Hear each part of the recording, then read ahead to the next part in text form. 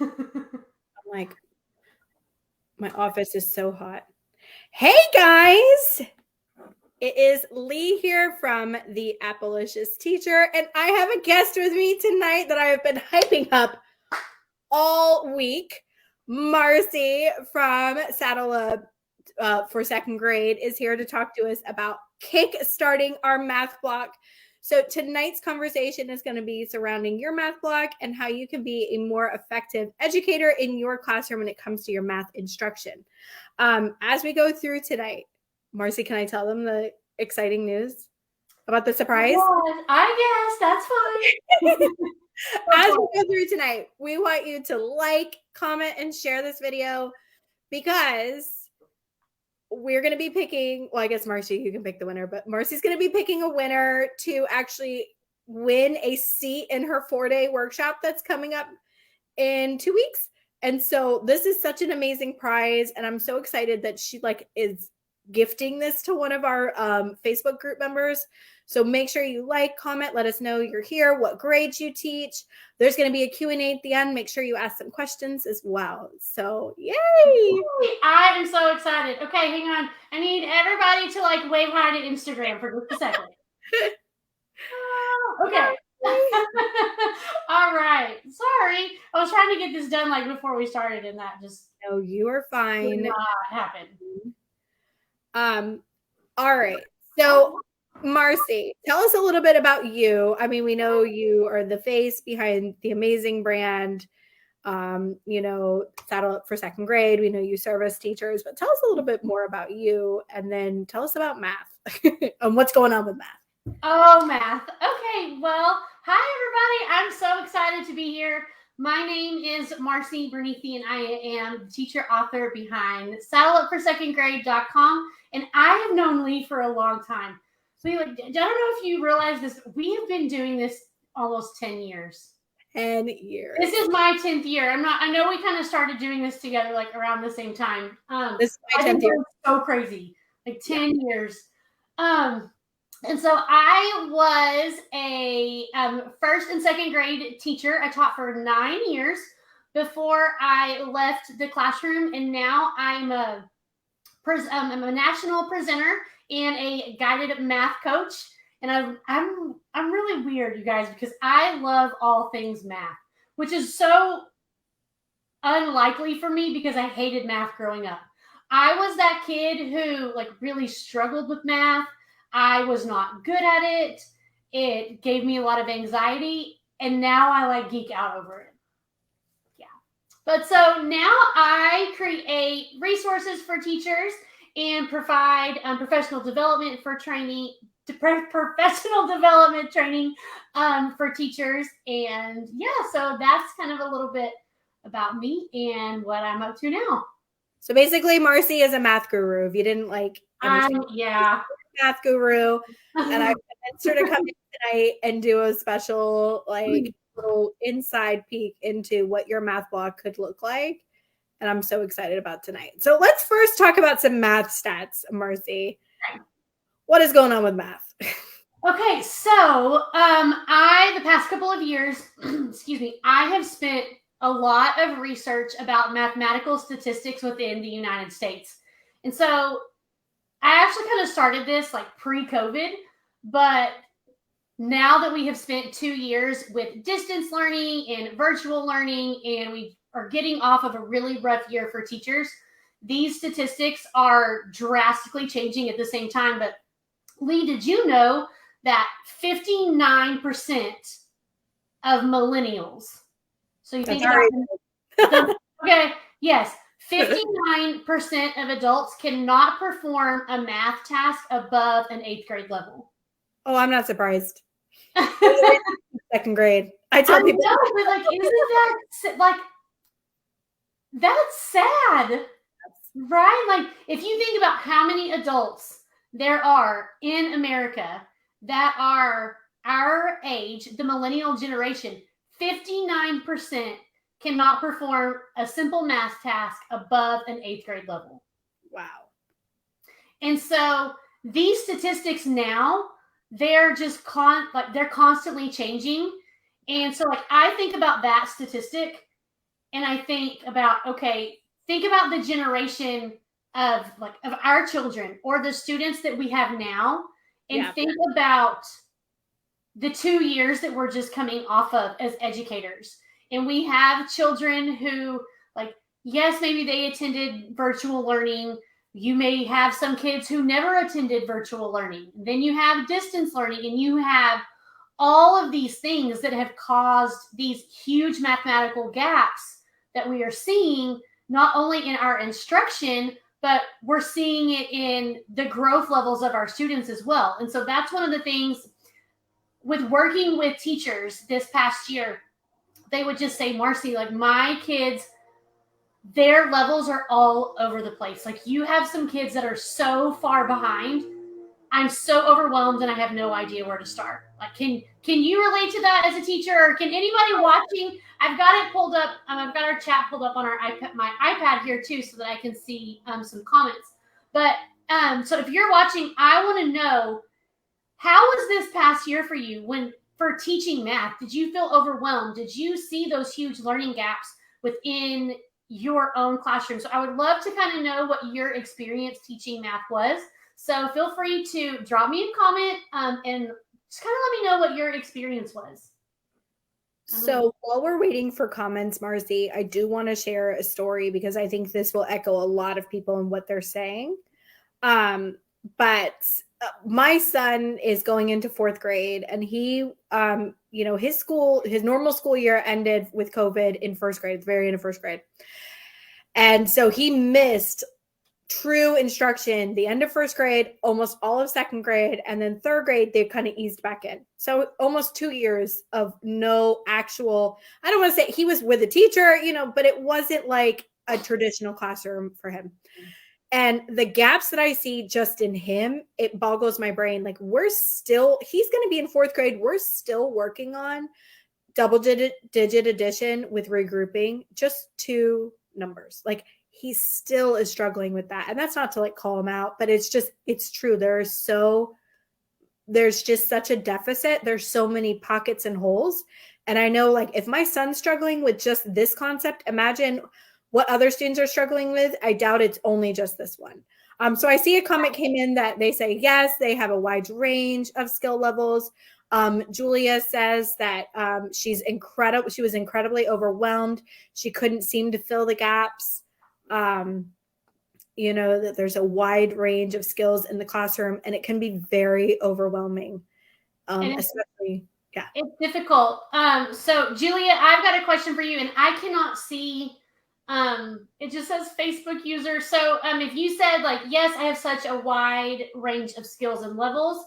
So I would love to know, so this year with your mathematical instruction, were you teaching primarily whole group? And do you have any experience with teaching small groups during your math block? So I would love to know if you guys would leave me a comment. I'm going to try to pull them up on my iPad here and see. And do you have any experience? Oh, no, I don't want it to play. You got to mute us. I don't want that to happen. I don't know if it's going to let me. I'll just try to keep up with comments here. I just might not can see the names. Okay. Yes, some of them you can, some of them you can't. They have to give permission, so it becomes kind of a little thing. But so I would love to know what people's experience is on what they were trying to do at least this year. But I feel like Marcy, you have a secret sauce that many teachers have not maybe thought of. I like the phrase secret sauce. Yeah. Well, and so we do have some people did small group. Some of them were working on just counting numbers. Some of them were doing multiplication. So a huge variety. Julia pulled out small groups as well. She did mini lessons and small groups. So, but I feel like today you're going to be talking about something that we can kind of utilize as teachers we already have it in our back pocket. These teachers were using it, and to kind of reach the needs of our students, especially since they're so diverse. They're so diverse. And, I think about the teachers that I have worked with, over the past, really probably the past year, but even the past 2 years.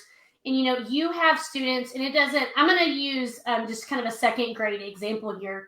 But, you might have kids who were fortunate enough to have parents who helped try to keep them along, the best that they could to where they need to be. And then you might have a set of students who they had no parental help, and they might come to you like at a kindergarten level. I've worked with teachers who had levels like even below kinder. And it's like you just said, they're expected to teach addition with regrouping, and they have no foundation in even basic number sense. Yeah. But yet the expectations didn't change. And it just kind of put more and more things on to teachers' plates. And I mean, that's a whole different like conversation that I could totally go off on. But that is the problem that we are seeing. So that statistic that I just shared with you, that 59% of millennials can't complete a task above an 8th grade level. So think about the generation that we're teaching now. And my prediction for that statistic is it's going to be a much higher percentage rate at a much lower grade level, because our kids, it's like we as teachers, we've been doing the absolute best we can with what we have been given. But at the same time, like the expectations didn't change. And so teachers are struggling, and your students are struggling as well. Yeah. So what do you want to share with us today about, like, if I'm these teachers that are on our live, if I'm sitting in my classroom and I'm looking at these groups of students, or looking at just students in general, and I'm seeing these students they need number sense, these students need place value help, these students are ready to kind of move along deeper into the curriculum. Like, what, I know you are our math guru, that's why I asked you here. What would you tell someone to just start doing in their classroom for that? So the first thing I would ask is, what kind of experience do they have with guided math? So if you are watching live, let us know in the comments, how familiar, like on a scale of 1 to 10, how familiar are you with the concept of guided math? Yeah. Well, and I, 2 of our people that have commented said they've used small group, they did mini lessons. But I feel like just meeting with a small group is a little bit different than maybe doing necessarily a guided math lesson. Yes. And only to an extent. So kind of like while we're waiting for some comments to come in, I'm just going to kind of. Tori says 3. Like she's okay. Hey, that's perfectly fine. So guided math actually consists of, you've got 5 different components. So you have a warm up. Well, y'all can't see my finger. You got a warm up. You have your whole group mini lesson, independent practice, small groups. I always get like whenever I turn my hand during this live, your small groups, and your small groups include the teacher table and math station rotations. So those are like combined together. And then the 5th component is reflections. So I would love to know, out of those 5 things that I just mentioned, so you have a warm up, your whole group lesson, independent practice, small groups, and reflections. I would love to know, how do you guys, whenever I say all of that, how does that feel? Does that feel overwhelming? Does it sound like, is that something that you're already doing? Kind of let me know in the comments what I'm going to. I'm going to read out some of the comments. So your first question was like, on a scale of 1 to 10, how are you feeling about guided math? We're getting a lot of 5s. So people who maybe have heard of it, maybe they tried some things, but they're not a 10 on that confidence level. Tori, most people are saying 5s. Julia said 5. Tori actually commented and said that she has only a 60-minute math block. There is not enough time for groups. And I know you want to bust that myth, because I do so bad. And then we also have someone who's a brand new teacher, and she'll be brand new in 2nd grade. And so she has no idea about guided math and is excited to learn tonight. Yay! See, okay, you want to know what? I'm just going to say this right now. I'm going to kind of, this is something you'll learn about me, Lee, and I know you kind of know this about me. I tend to get distracted when I'm talking on these things, like really easily. So typically when I'm doing these things, I can't look at the comments because I get really like distracted. But I just want to say, like, to everyone that is here watching, whether you are a brand new teacher, maybe you're a veteran teacher and you just finished up, like maybe you've been on summer break a couple of weeks, you might still be teaching because some school districts are still in the classroom right now. But I am here to tell you right now that every single one of you, you're the best type of educator out there. Because whether you are brand new or you are tired and burned out, you are here showing me that you are the type of teacher that wants to learn and improve to do what is best for your students. And that is the best type of educator out there. So virtual, like, high five. I'll take it. I'll take the high five. Yes. That. But I do want to say, and Tori, I'm going to come back to you here in just a little bit when you said you had a 60-minute math block and that's not enough time. She does follow up with her comment. She says it's doable, but the skills with her students made it difficult. And I think this is a problem a lot of teachers have. It's almost overwhelming because you have so many different varying skills that need work. Exactly. Yes. And that is where it can be a little bit challenging. But that's a common misconception that so many teachers have. They'll say, I only have 45 minutes to teach math, which if you only have 45 minutes to teach math, you need to give me the email address to your administration because that is not enough time.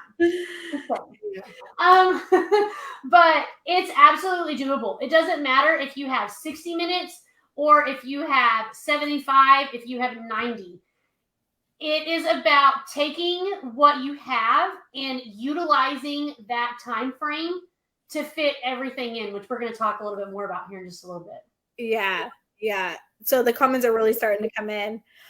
Somebody shared that they actually did some small group instruction this school year. It was overwhelming at first, but once they got used to the structure of their guided math block, it was a bit easier. So I love that someone's already coming in with this knowledge and realized that it was the power behind a guided math block actually really helped with their instruction and that structure that they used. Julia this is the same. She said, this is the same Julia from earlier. She said her class struggled with independent work as well. Managing the behaviors was a big challenge. And I think students who have been out of a classroom routine for as long as our students have this school year,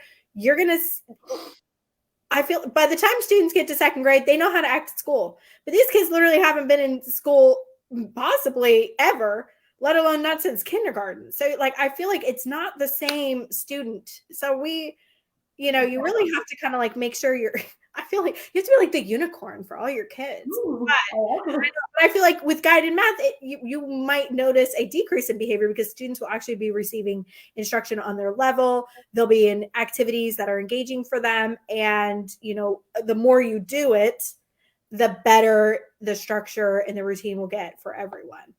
Yes. Okay. So do you have a little quick win for us? So I know like guided math is going to be our special sauce to upping our effectiveness as educators. Do you have a quick win that you could give us about using guided math? Yes. Okay. All right. So remind me, because I want to come back and kind of talk about something you just said, but okay. I'm going to share just kind of a quick win.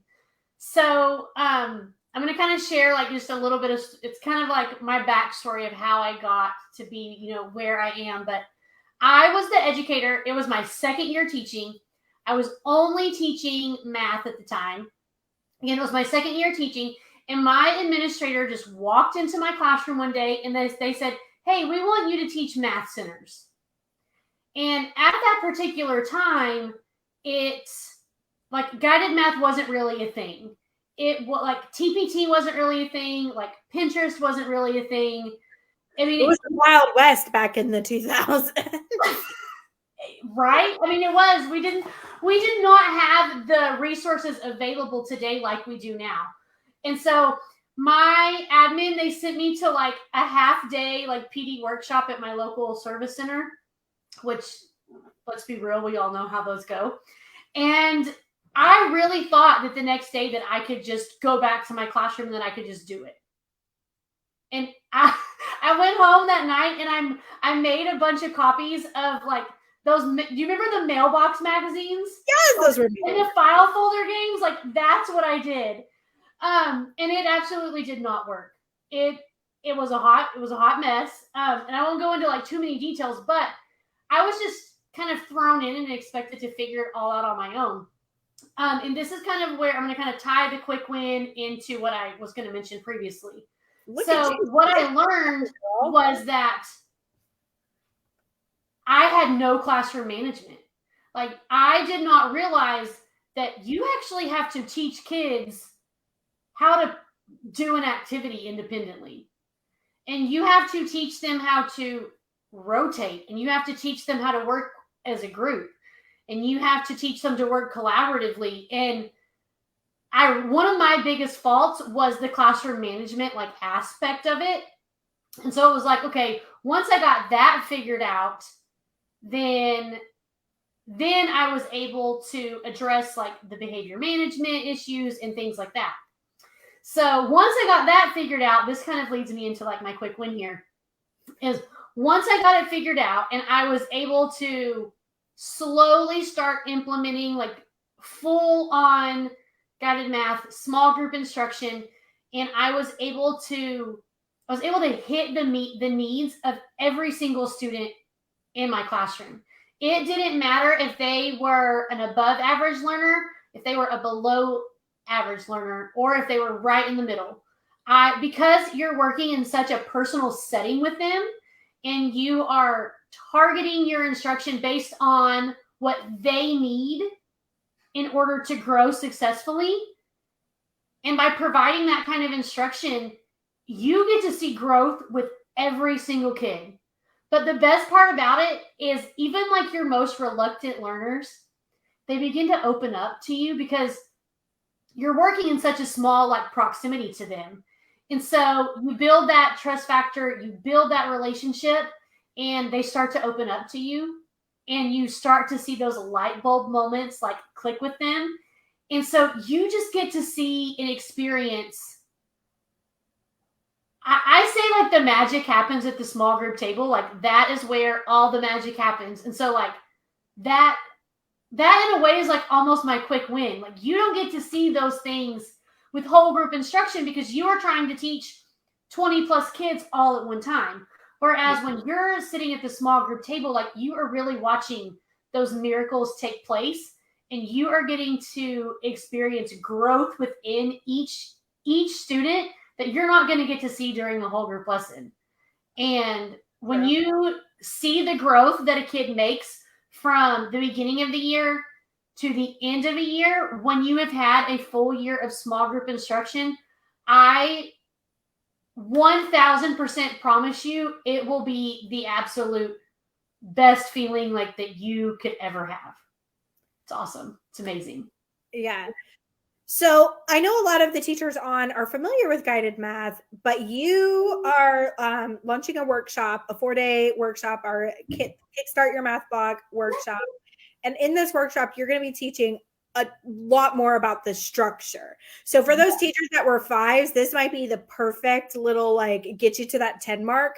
But so Marcy, tell us a little bit more about what people can expect in your workshop and, maybe give us the bullet points of it. Yeah. And of course, before you launch in, if you are interested in checking it out, you click the link right above us, is a link to the webpage, and you can check out there too. But anyway, go ahead, Marcy. I just want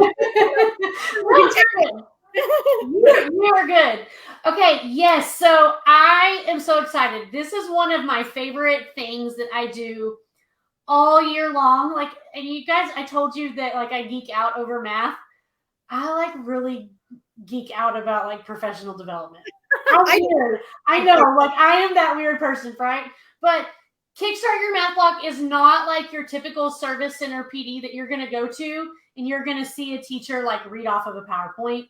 Yeah. And then you're going to leave and feel like, okay, well, that was like kind of good. But then you have to go and figure out like what they just taught you, or you have to find like the resources to go along with what you just learned. If you have ever been to a PD training like that, where like maybe you learn something good, but then you have to still go figure it out on your own, or you have to go find the resources to implement it. And that can be frustrating. So I want to know if you've ever had that PD experience before. Let me know that in the comments. I'll tell you right now, I have 100% for like big stuff too. And then your principal's like, oh, and I'll be doing walkthroughs to check in and see how you're doing on it. You're like, give me a minute to figure it out, please. I know.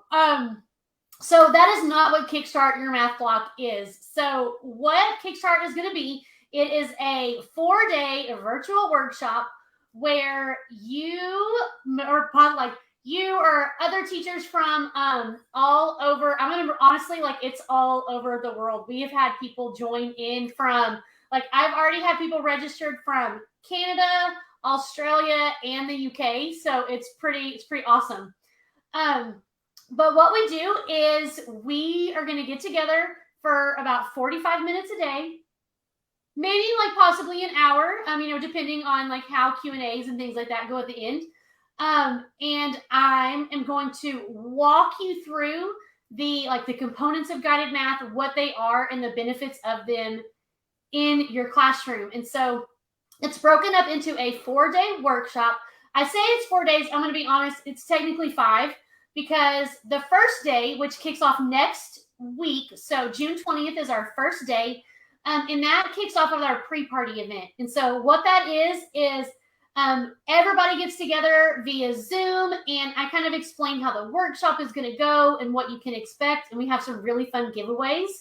And it's really short and sweet. Like, I don't keep teachers very long the first day. I just kind of explain what they can expect.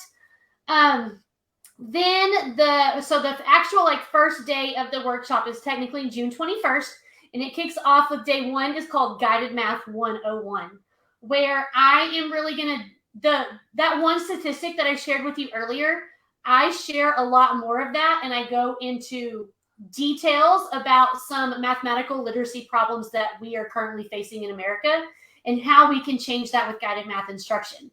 And so then what I do is I go in and I break down in detail all 5 of the guided math components. So that would be about a new teacher who is like, I don't know anything about guided math.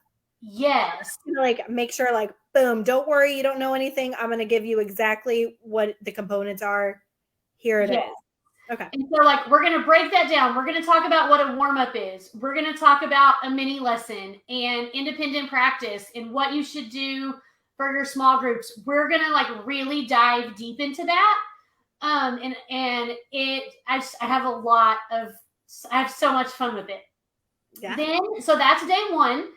And so then after each day's training, I also hold a live Q&A so that any questions that you didn't, or any questions that you have about what you just learned, I will be available and ready to answer questions so that you can get the best possible experience.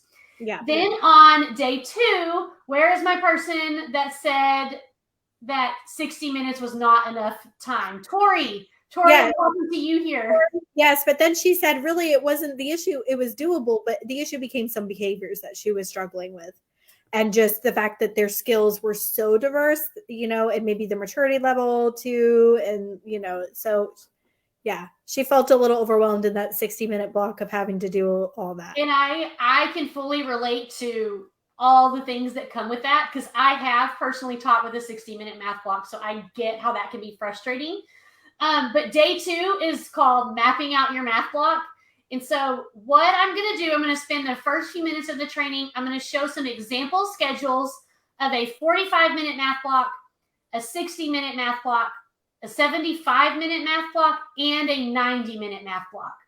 So I'm going to walk through those example schedules and how you can fit those components in to maximize your time frame. And then, this is my favorite part. This is my favorite part of, the whole workshop is, the last, half of it. I'm actually going to work with you to create your own schedule for your classroom. I think, the whole thing is worth just that. And so, name any person that's going to sit and do that with you at some professional development you take at a school. They're not. Yes, and I'm so excited. I actually have part of it right here. Let me show you. Oh, we can see it. I know. Hang on. I should have had this prepared, but I didn't. So what you do is, you get a cute little graphic organizer. Oh, I love it. And we're a sucker for cute stuff. I know. But you get a graphic organizer, and I'm going to walk you through the steps. So it doesn't matter your time frame, and I'm going to help you plan out your math block. And then hopefully we're going to have enough time where we can break out into breakout rooms, and so that you can collaborate with other teachers and share your schedules to see, okay, this is what this teacher is going to do. this is what I'm going to do. Like, I like what she did. I'm going to make this kind of tweak. And we're going to work together to actually create an effective schedule that you can use for the next school year. It's my favorite part of like the whole training. I love it. So you're going to make sure like they understand what guided math is, the components. You're going to help them with their schedule. So that's day 1, day 2. Just give us a brief kind of peek into day 3 and day 4. Okay, so day 3 is just kind of about like classroom setup and materials. So we're going to talk about, okay, what do you need to get started with guided math? Like, what should your classroom setup look like? How many groups should you have? How many students should you have inside of each group? And those like little questions that I know so many teachers have. And so we just kind of talk about your setup and what that should look like. And then day 4 is another real short one. I call it putting it all into place. And so then we take everything that we've learned from days 1, 2, and 3, and we say, okay, we have like this base foundation. What are the next steps that you need in order to succeed? And I have so much fun with it. Like, I love it so much. I'm so excited for this workshop.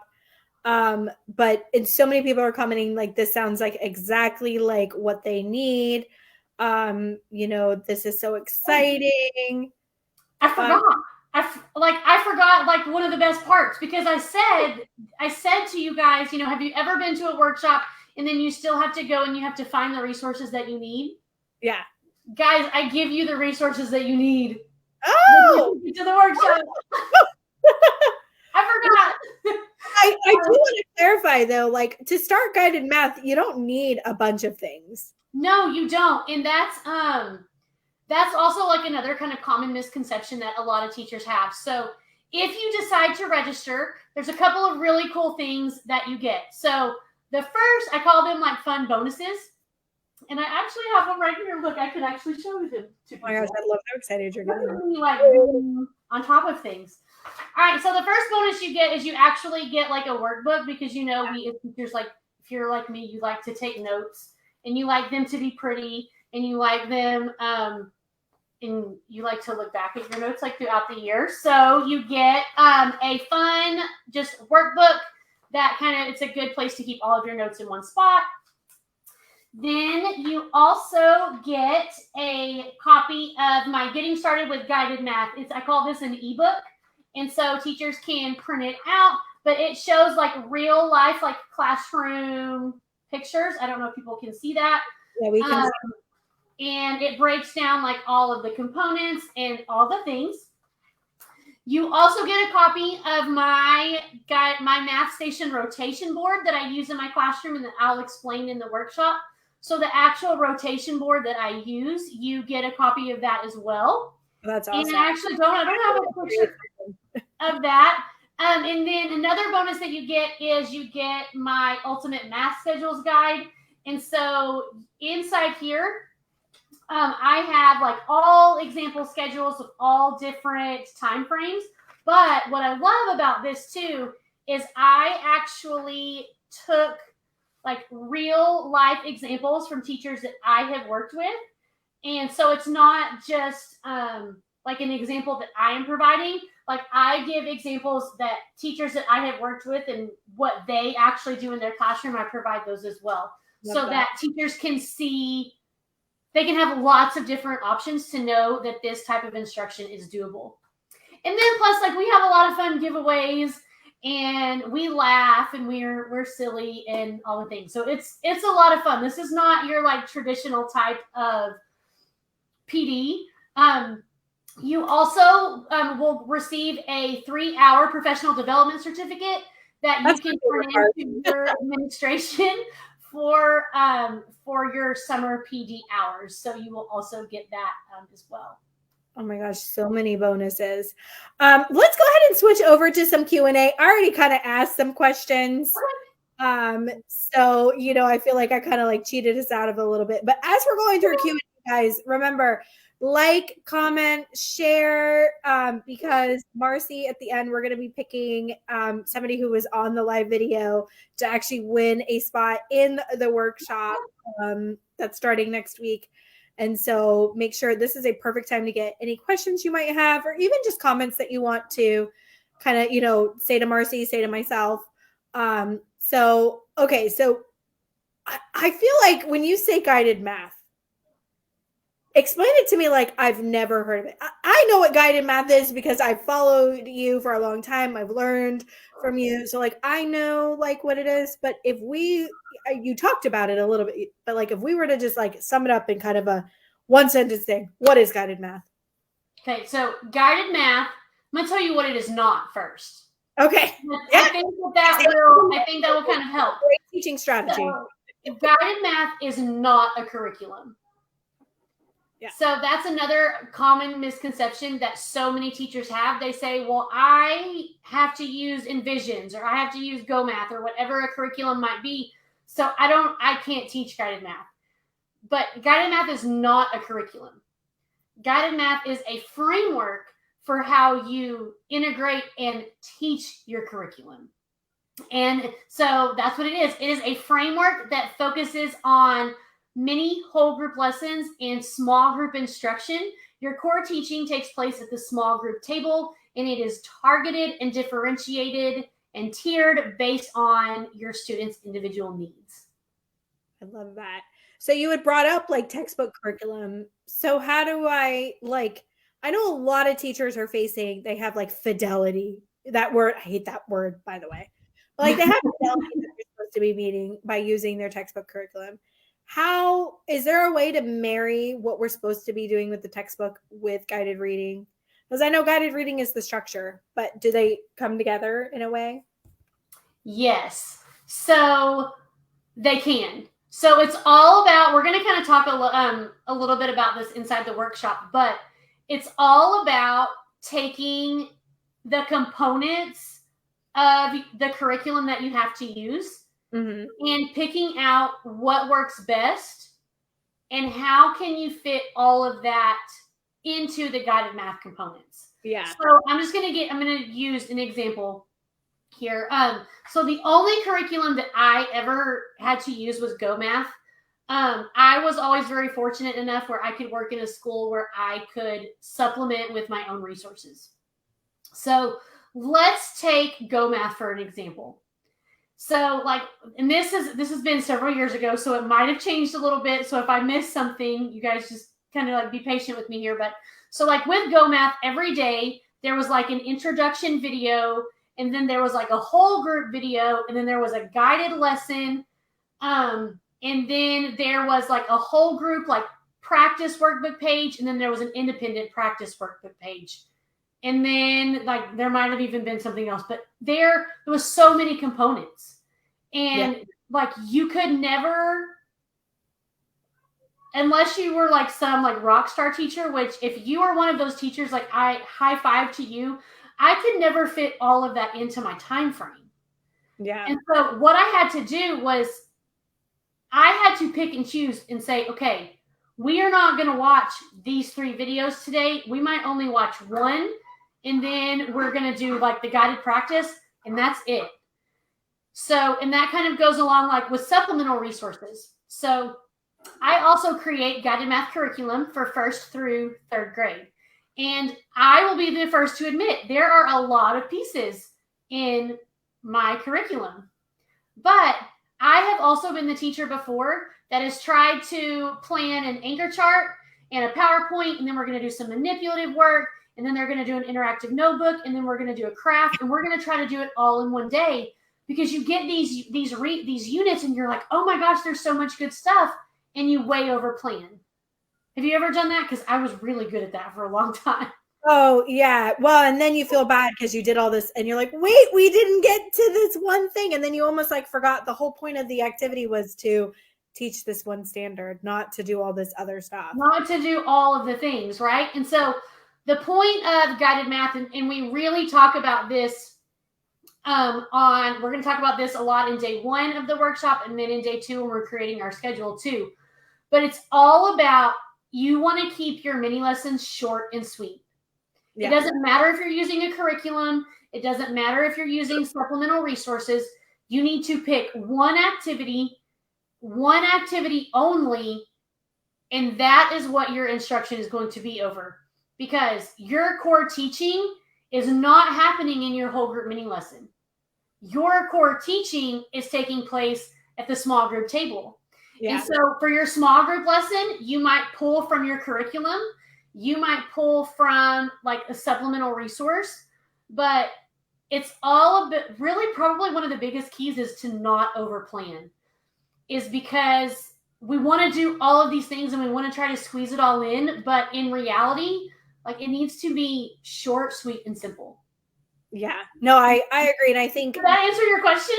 No, you did, because I feel like as teachers, we get there's so much expectation and there's so much things like we have to do all the things, but it's so nice that you're almost like giving permission to be like, you're the professional in your room. I'm going to teach you how to look for this quality content and tools to teach with your students, and you're trusted to be the professional. And I feel like in education, we're not often trusted to be professionals. So I love how you're saying like, we're going to pare it down. I'm not handing you a bunch of extra stuff.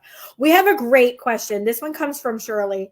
Shirley asks, I want to do interactive notebooks this coming year. Is that something you recommend? Yes. Okay. And I saw the comment, and you want to know what? I just did like a blog and YouTube series over this like a month ago. Oh. So I'm pulling it up right now. Shirley, I'm going to drop, can I comment on this, or do I need to? I don't think I can actually comment. Shirley, when this video is, let me see if it'll let me. Shirley, if you want to go to saddleupforsecondgrade.com in my blog section, or you can, I'm also on YouTube.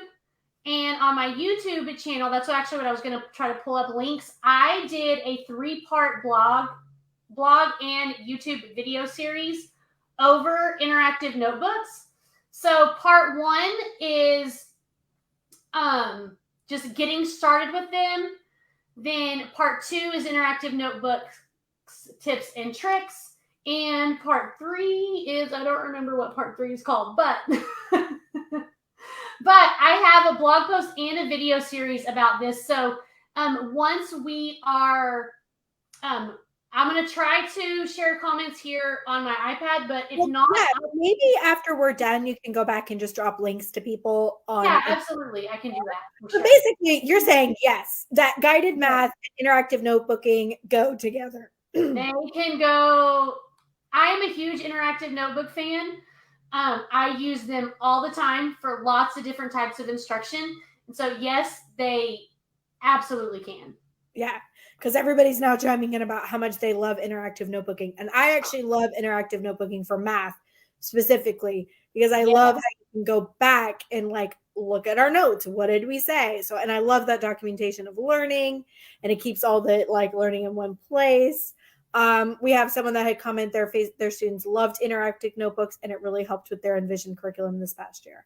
So I love that you said yes to that, because I was kind of like, oh, what if Marcy says no? All right. Yes. All right. So I've got these links pulled up. So I'm going to try to share them right now. And if I can't do it, then once we're done here, I will pop those in as well. So we have another question. Okay. It says, I have to use the 20-60-20 teaching model. Can I use it with guided math? I'm not familiar with the 20-60-20. I'm not either. I cannot see their name, but would they mind? Can you explaining and breaking that down a little bit for us? I'm assuming it's 20 minutes whole group, 60 minutes small group, 20-minute wrap up. No, I don't know. We'll see if she comments again. I have her name. It's Conchi. So if you want to clarify a little bit. Okay. But I feel like if that's what it is, so until she corrects this, I'm just going to assume that's like a 20-minute. Yes, Conchi said yes. Okay, so 20-minute warm up, 60-minute 20-minute whole group, 60-minute like small group, and then a 20-minute wrap up. Yes. So for math? It would absolutely work. So ideally, research says that you need at least 90 minutes to teach math effectively. And so, but I know a lot of teachers are not fortunate enough to have 90 minutes. So if you have 100 minutes to teach math, that's a little bit over an hour and a half. That's actually like the ideal, like perfect time frame for it. So like absolutely. Yeah. Well, and I feel like that 60-minute chunk is where you're really going to be able to dive into those small groups. And I love that 20-minute piece where you could do like exit tickets and, you know, or an intervention piece or, you know, a nice closing activity. Maybe that's where you're doing a fun craft. I love this. Yes, absolutely. I love it. I'm like kind of jealous that you have that much time to teach math. I literally am like flabbergasted. Here's another great question. It says, are there any number sense warm-ups, number talks included with guided math? Yes. Okay. So, I'm going to talk about this two different ways. So one, you absolutely can use the Number Talks book and program for warm-ups. It is phenomenal. I love it. Yeah. I have to be very careful because that is heavily copyrighted, and I'm not allowed to like talk about Number Talks in any of my sessions. But you absolutely can. Absolutely can. Yeah. I think they're a warm up. I love them to just start your math block and start talking about like time. For Conchi, I'm thinking you can even use Number Talks at the end for your closing. Yes, absolutely. But what I'll do is in the workshop, I actually give some example warm-up activities that you can do. And then my guided math curriculum that I have, so it's available for first, second, and third grade. All of the daily lesson plans include a math warm-up as well. Okay, awesome. And these are just simple, like short, sweet activities. They typically take about 5 minutes, like 10 at the absolute most. And you practice number sense and spiral review skills. Yeah. A lot of people are commenting that they use Number Talks in their classroom as well. And it's phenomenal. I wish that I could talk about it, but I can't. Yeah, because of the copyright. But guided math, and it's encouraged. Yes, I highly recommend it. Absolutely. Love that. Okay. So as these questions are coming in, Marcy, are there any like questions that you hear all the time that you want to just like, this is a frequently asked question and I'm just going to answer it now because I know you're probably already thinking it and you just didn't get a chance to type? Is there anything you can think of off the top of your head that's like a frequently asked question that we haven't already discussed? Okay, hang on. You froze for a minute. Can you hear me? Yeah, I can hear you. Okay. All right. It froze for a minute and I was like, oh my gosh. No, we're good. Okay. No, my question what you just said. Yeah, I'll repeat it. My question to you was, are there any frequently asked questions that you would like to share out today as we wait for the rest of these questions to come in? No, the only thing that I can think of, like, we've already talked about how guided math is not a curriculum. That's a big, common misconception. We've talked about that it's doable no matter the amount of time frame that you have. And so another just common question that I'm getting, so Kickstart Your Math Block, it is for first through third grade teachers. Yes, that's kind of the sweet spot. What is my YouTube channel? I will drop a link to it. But you can just, if you go to YouTube and you just search Saddle Up for Second Grade, use the number 2 instead of like typing out the word second. But if you just search like either Marcie Bernethy or Saddle Up for Second Grade, my channel will pull up. Yeah. I love that you clarified too the grade level. So just a reminder to everyone that is still on, make sure you like, comment on this post because at the end we'll be choosing a winner. And also, if you are interested in learning more about the guided reading math structure and how it can work in your classroom, literally a step-by-step guide with Marcy right there next to you the entire time for those 4 days, you can sign up in the link just above me here. Use her link. Use up here. So this is actually a very in-depth question. It says, I'm in a unique place where students learn virtually, and I only see them once a week in person for a maximum of 3 hours. This includes reading, math, and specials. The rest is taught virtually. Would this benefit me, my students? Oh, Did you? I'll leave it up so you can like. Yeah, leave it up so that I can, because I was trying to. All right, so let me think about this. I'm gonna need. So you have. I want to make sure that I'm understanding this correctly. Okay. So you see them once a week for 3 hours, and during that 3 hours, you teach reading, math, and specials. So do you have? I'm assuming she has maybe like an hour to teach each one. Am I understanding this correctly? I would assume specials is probably like 40 minutes. So yeah, it seems kind of like, but the 3 hours is just the in-person time. She is still teaching virtually as well. Oh, I completely missed that. I only see them once a week in person. I missed the in-person part. Okay. Yeah. Maybe I'll check here. So she's doing like a hybrid model, but instead of model, yes. Yeah, so her students they're only there for like 1 day a week for 3 hours. The rest of the time they're virtual. And I don't know what the hours are for that. So I'm gonna talk about the virtual part, and then I'll talk about the in-person part. And actually I'm glad you are, because there's a couple people that's saying, yeah, they still are teaching. There's virtual components. Okay. Yeah. So when teaching virtually, and I know that this is challenging, and I'm going to be fully honest and fully transparent. I was already in the like consulting position when teachers started to teach virtually. So I'm just fully transparent. I have no real experience teaching virtually. But I have worked with teachers. I do. I can help you. Okay, so Lena can help me here. So what teachers that I have worked with have done, and I'm assuming that you're using a program like Zoom or Google Meet or something, or maybe some other type of platform. But what they would do is, so they would teach like their little mini lesson, and then for their small group time, what they would do is they would put their students into breakout rooms. Yeah. And then the teacher would just kind of rotate through each different breakout room and like work with that set of kids. Yeah.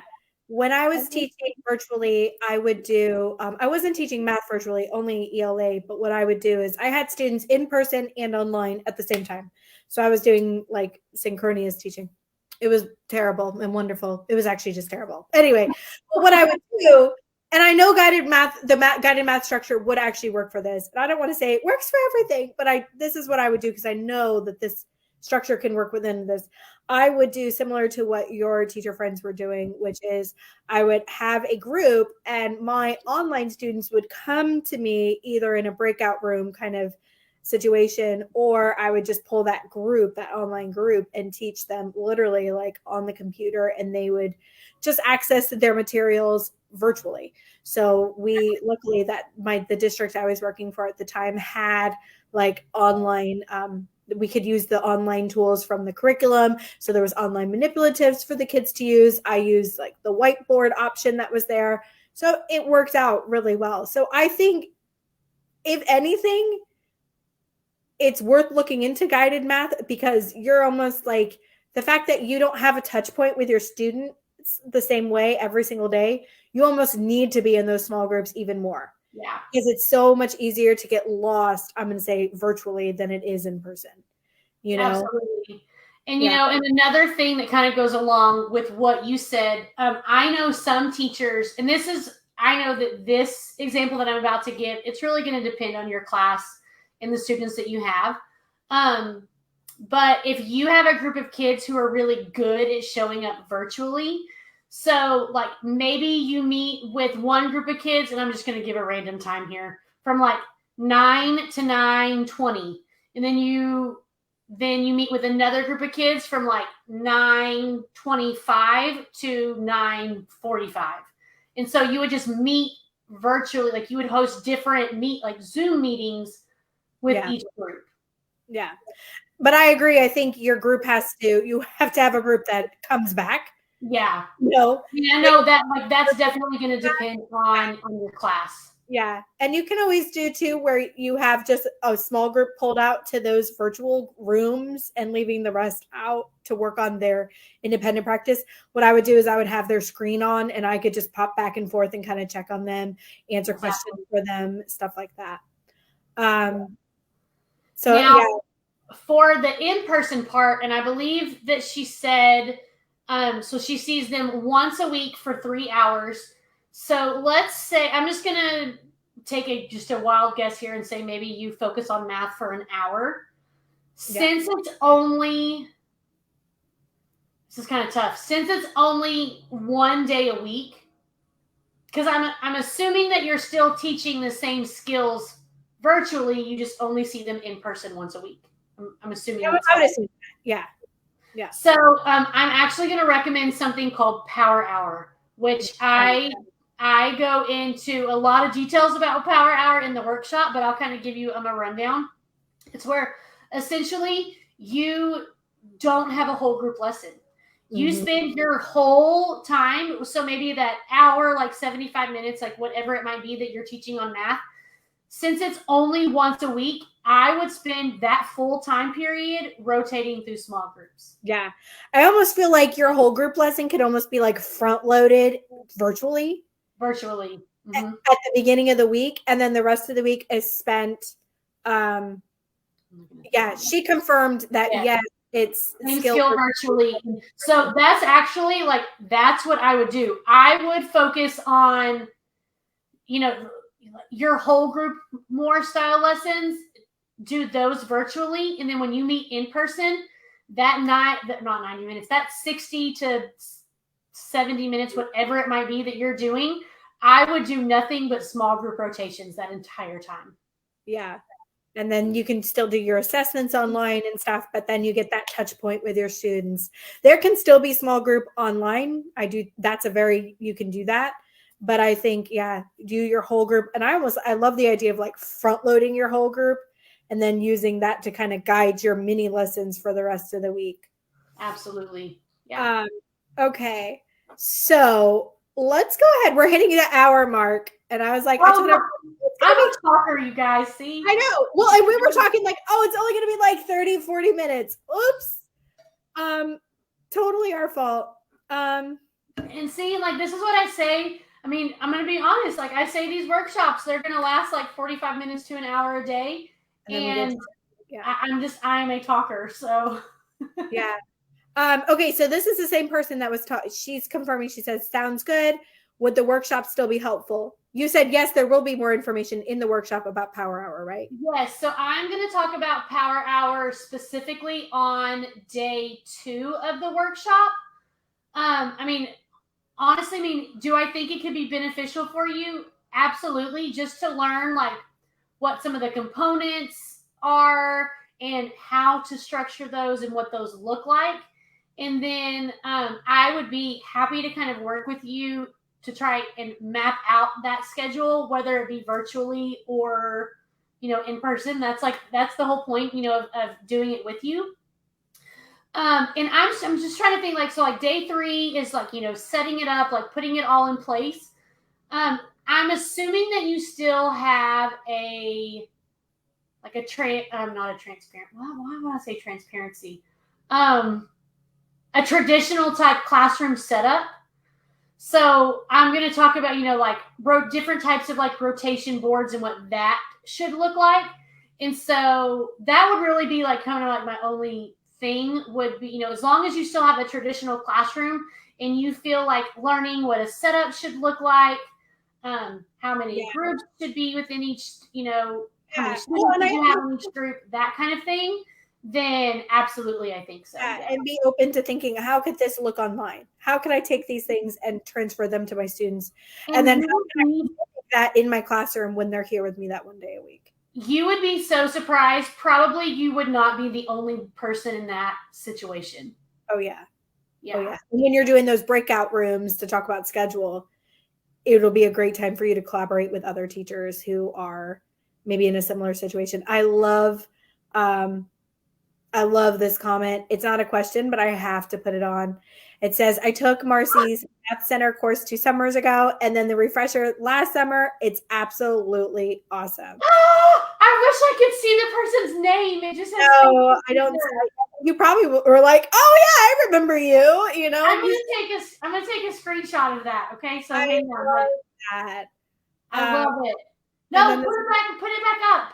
Yes, sorry. Okay. Okay. Awesome. I love it. I wish I could see their name because I would hope that I would recognize it. I know it's so hard. Well, and I wanted to pick someone live, but Marcy, I'm worried. Oh, it's Shirley. Thank you. Shirley's telling her it's Tina Marie. Shirley's telling us it's Tina Marie is the one that said it. Well, hi, Tina. That just made like my whole day. Oh, thank you, Shirley, for sharing that. So I really wanted to pick our winner live, but because of Facebook security, and this is not something on our end that it's for your security and Facebook's like security thing. A lot of the users, unless you've granted us permission to see your name, you only come in as Facebook user, and that's just for security reasons. So would you be okay, Marcy, if after we end the live, you go through and pick out your, we can tally up the comments and then run it through like a random number generator. And then that'll be, count down the comments and then that'll be the winner. Would that Absolutely. work? I'm totally that way we're not like Facebook user, you're the winner. Like we can't comment to even I can't see. I just see Facebook user. That's all I see. Yeah, there's only a few that I can see, and those are just people that have granted access for me to see it. So I think we're going to do that. That way everybody has a chance. I would just hate for it to just not like work out the way we were wanting to. But as we're wrapping up, guys, I would just want to say, Marcy, thank you so much for sharing your math genius with us. We are just so privileged to have you here today in our little group. Well, Tori, it's not the Facebook algorithm. It's security. Well, part of it is the Facebook algorithm. Yeah, yes, it is. Also, yes, but it's security because it's for security reasons. But anyway, Marcy, like I was saying, just thank you so much for sitting with us today and just kind of educating us on guided math and then kind of walking us through this amazing workshop that you have coming up next week. That I'm just so privileged that I get to be a part of, and to be able to learn from you with everyone else in this group. So just a reminder, everyone, if you are interested, make sure you click that link up there. People can sign up till Sunday, right? Yes, I mean technically they can still sign up until like 5 minutes before it starts on Monday. Oh, okay. Yeah, okay. So, technically you can't be more. I'm gonna be on. We're saying the cutoff date is Sunday, but realistically you haven't. Okay. Oh, we did have a question about timing. Someone was going on vacation. Did you see that come through? I did. Conchi asked, they're going on vacation the 20th through the 24th. Your course is like the 21st, right? Yes, so the 21st. Those are the days of it, which I am really jealous that you're going to be on vacation, by the way. Yeah. But okay, so here's how this is going to work because I have small children. I understand that teachers have small children, and life happens and people are on vacation and all the things. So how this works is every day the live workshop will take place at 1 p.m. Central. And so it takes place at 1 p.m. Central because I try to accommodate all time zones. Eastern time for us. Eastern time. All the time zones are listed out on the registration page, okay?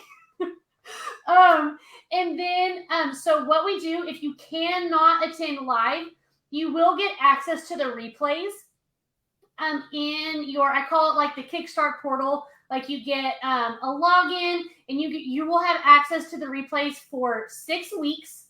Oh, nice. The only thing about the replays is that like you won't be able, whenever I do a lot of live giveaways. So just know that like that part of it, you won't be included in, but like the actual training parts itself will be available for you to watch on the replay. Yeah. Someone else was asking, will they be able to watch the video again? So yes, there will be replays available and they'll be available for 6 weeks after the course is closed. Yes. So even if you want to go back, maybe you were like, what was she saying about the schedule or what was it about this? You'll have access to be able to go back and watch that replay. Exactly. I love that. Yeah. I love that. All right, guys. So make sure you sign up for Kickstart Your Math blog. Marcy, thank you so much for coming in tonight and chatting with us all things guided math. We will go after this, we'll go through and comment. Marcy, make sure you share your links. Yes, I'll share my links. And I do want to say really quickly, let's say if they signed up while like we were talking, if they signed up and their name gets picked, I'll reimburse them for the workshop. Oh, good. Yes. I love. So if you're live, like let's say maybe you signed up a couple minutes ago or earlier in the training and your name gets picked, then I'll reimburse you for it. Oh, thank you. That's awesome. Yeah, of course. Perfect. Yeah. So we'll go through, you'll comment with some links to the YouTube, and because they really, lots of people love it. I'll come do as soon as we get done here, I'll like hop on over into your Facebook group and share out some links too. I'll do a tally up of comments. We'll do a random number generator and we'll choose our winner. So thank you so much, guys. Thank you again, Marcy. I hope everybody has a great evening and we will see you later. Actually, we'll see you in the workshop. I know. I'm so excited. Thank you guys for having me. Thanks for hanging out with me this evening. And I hope that I'll see you guys there. Yeah. All right. Bye. All right. Bye.